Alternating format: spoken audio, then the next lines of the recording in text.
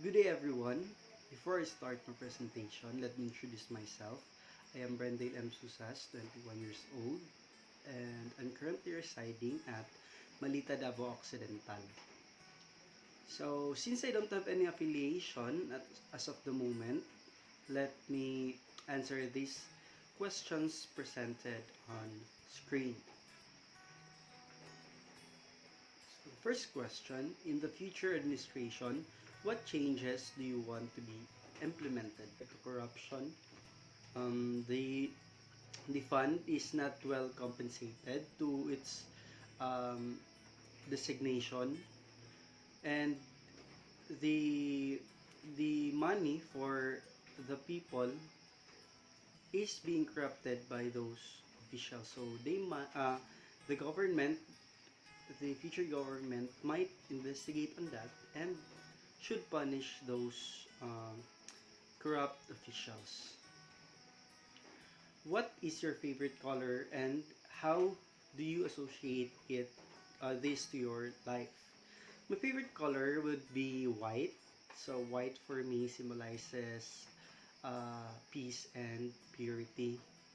So aside from health and wealth for me and my family, I want to have that peace of mind. Also, the world now is having conflict. Imagine that Filipinos are throwing shades or throwing stones towards each other.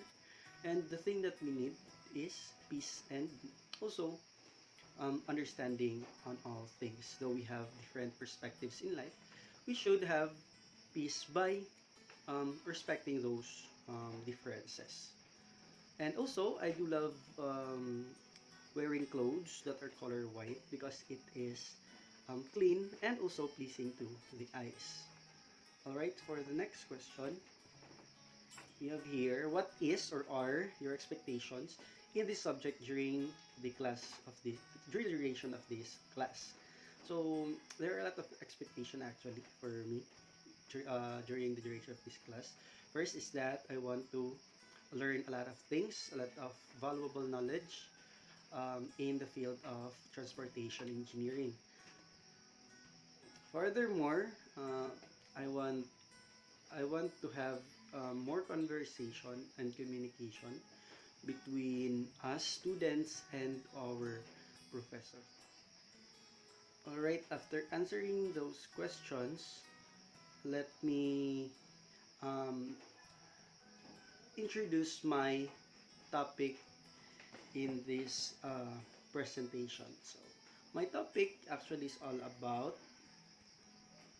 highway, energy, and the environment.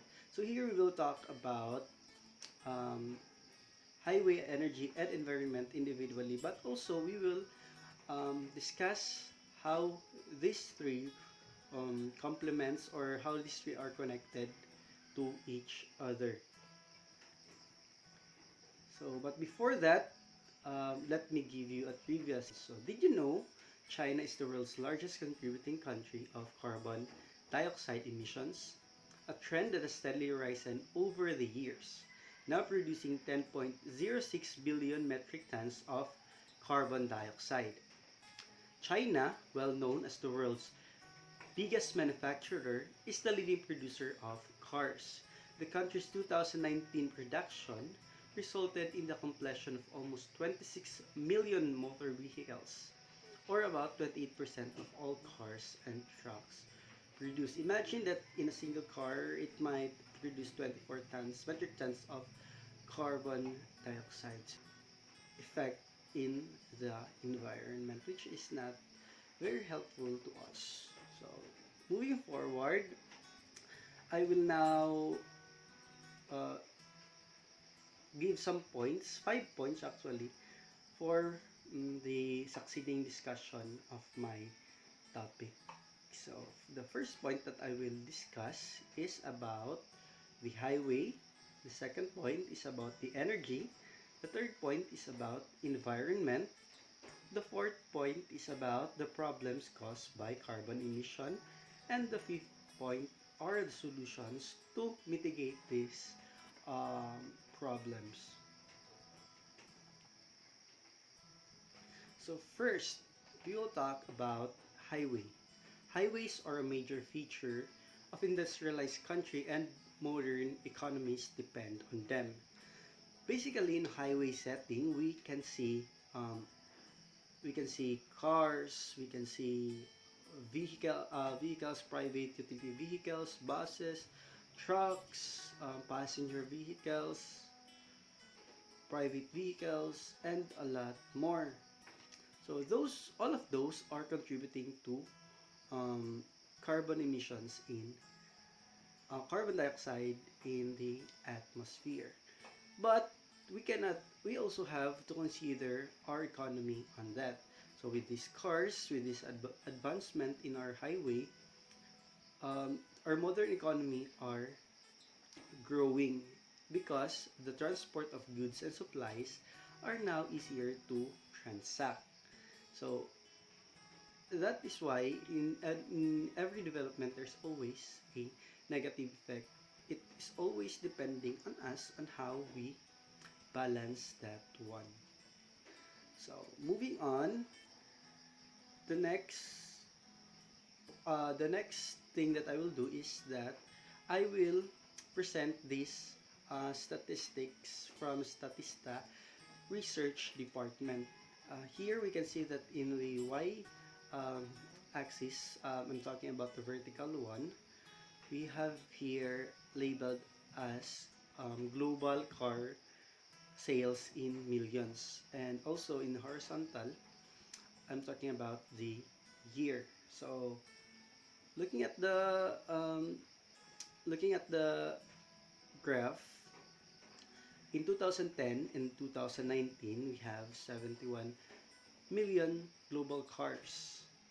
In 2019, we have 74.9 global cars. And in 2020, we have 63.8 global cars. And in 2021, we have 71.4 global cars. 71.4 million global cars.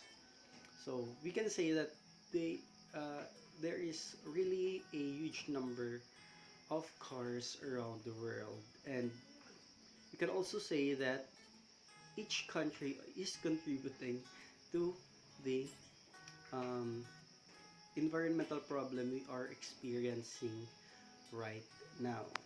So the next point that I will discuss is about the energy.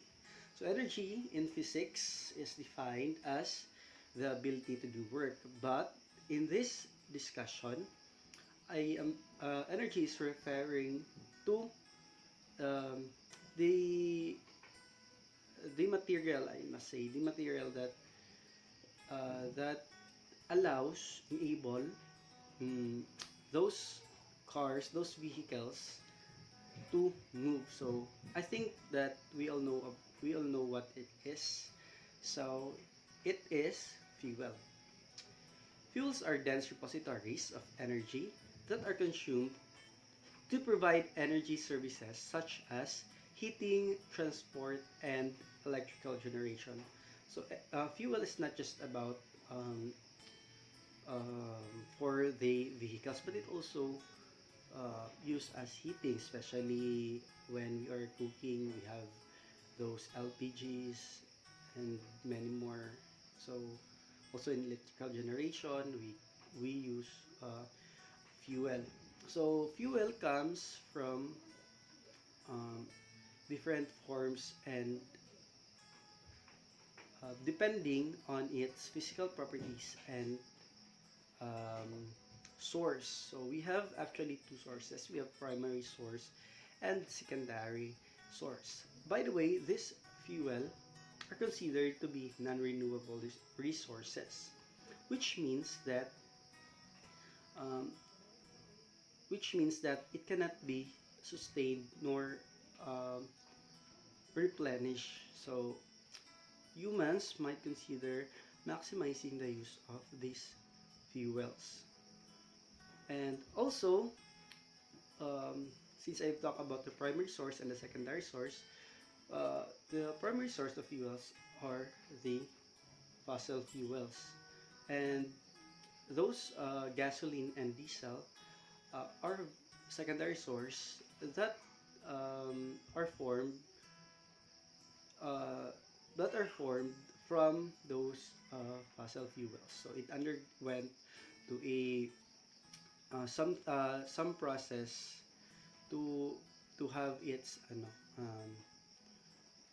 chemical composition as gasoline and diesel. So here I will show you the physical property and the source type of source of um, fuels. So first we have solid fuels. Its primary source is wood, coal, peat, and dung.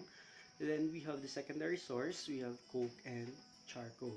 The next one, which we are dealing, we have liquid fuels. The primary source is petroleum. Then the secondary source is diesel, gasoline, kerosene, LPG, coal, tar, naphtha, and ethanol, which we are being utilized today. Then we have also gaseous fuels. For the primary source, we have natural gas. For the secondary source, we have hydrogen, propane, methane, coal gas, water gas, blast furnace gas, coke oven gas, and CNG. So much for that. We will now move forward for our next point, environment. So environment is defined as the natural world or physical surroundings in general, either as a whole or within a particular area, especially as affected by human activity. So looking back, uh, in the past, we have our environment very conservative, so we can actually see a lot of habitat for the animals. Um, forests are being conserved. We have air, fresh air to breathe.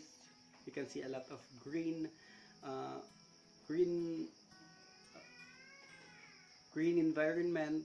So there's a lot of change actually happened due to development and progress, modern progress. So now we can see our environment as not that conservative at all. So we have now high-rise buildings, we have now highways, we have now a lot of cars, which is not helping our environment, but is helping our selves, helping human, making their life easy. So that has always a an advantage and also a disadvantage. But for in that case, it is advantageous to us, but it is not for our environment.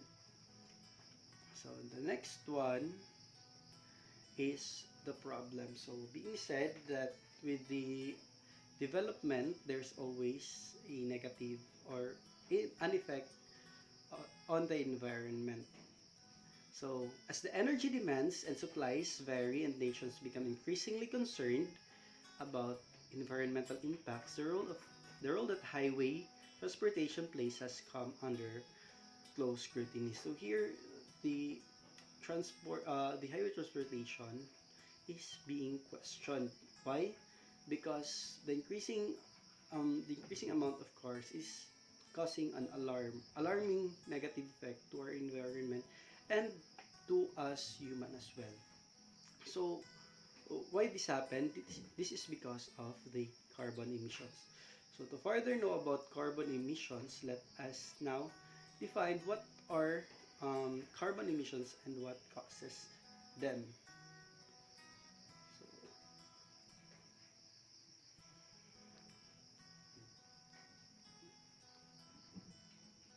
So, sorry for that. So first, let us define what is um, carbon emissions and what causes these carbon emissions.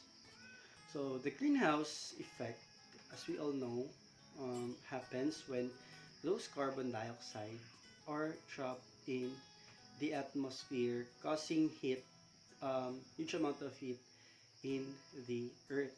So that is referring to global warming.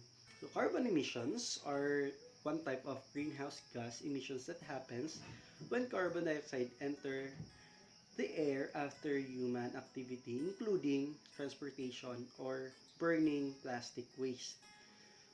And what causes this is basically we humans. Carbon dioxide gets released because to the air because of our um, everyday activity.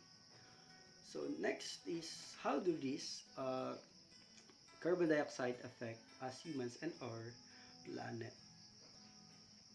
So carbon dioxide, carbon emission affect the planet significantly as they are greenhouse gas with with the highest level of emission in the atmosphere. This of course causes global warming and ultimately climate change. So that is for um, our planet. But for us, it is also not beneficial because those carbon dioxide are being released in the air.